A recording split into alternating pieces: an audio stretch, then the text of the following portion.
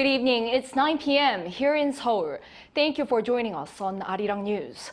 We start with the mass exodus beginning on this eve of the near week-long Chuseok holiday. Tens of millions of people here in Korea are on the move. Most are leaving for their hometowns to see their loved ones or going on vacation. Tonight, we go live to one of the busiest transportation hubs, Seoul Station. Our correspondent Song Yoo-jin is there right now. So Yoo-jin, tell us, what's it like over there?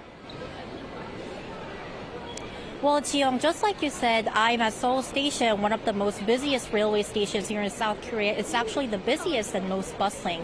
And the station is now packed with even more people when compared to a few hours ago, as more people are coming here to catch their trains after work or school.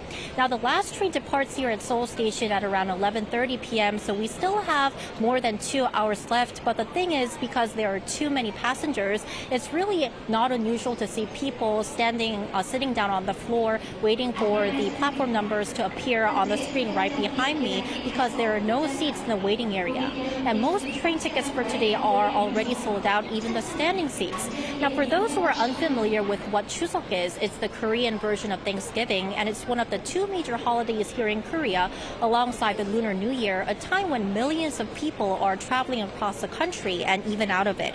So South Korea's Ministry of Land, Infrastructure and Transport expects approximately 40.2 million people to be on the move from today until next Tuesday, which is the last day of the holiday.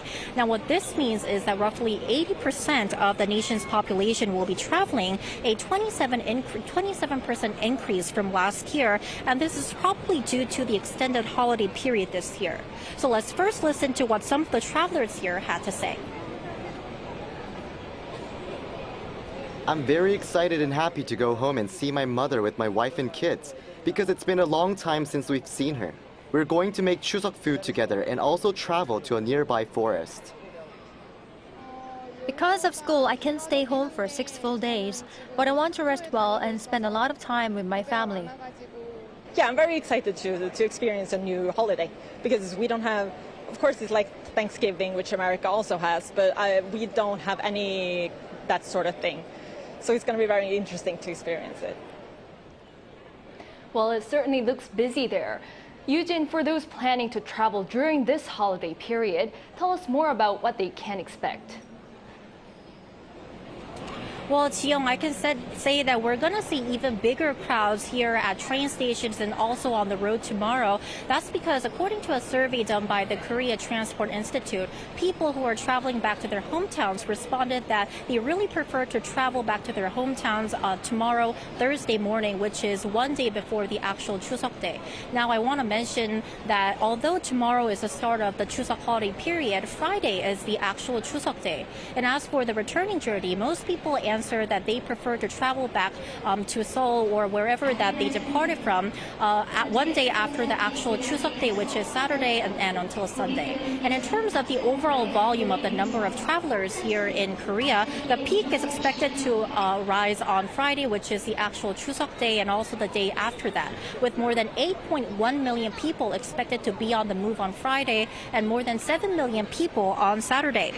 And so traffic congestion is most likely to be the most severe during these 2 days as well. So, for example, as for a car trip from Seoul to Busan, which usually takes around 6 hours, it could take up as much as 10 hours, which is a huge difference. So really, to minimize this inconvenience, the government has designated today through next Tuesday as a period for special transportation measures for Chuseok. So key measures include waiving highway toll fees for all vehicles for 4 days starting Thursday, which is tomorrow, and also expanding the capacity of public transportation, which include buses, trains, airplanes, and ships. And the government will also extend the time of cracking down on vehicles illegally taking the bus lanes on highways by 4 hours for the sake of buses and vehicles carrying 6 or more people. That's all I have for now. Back to you, Ji-young, and a big happy Chuseok to you.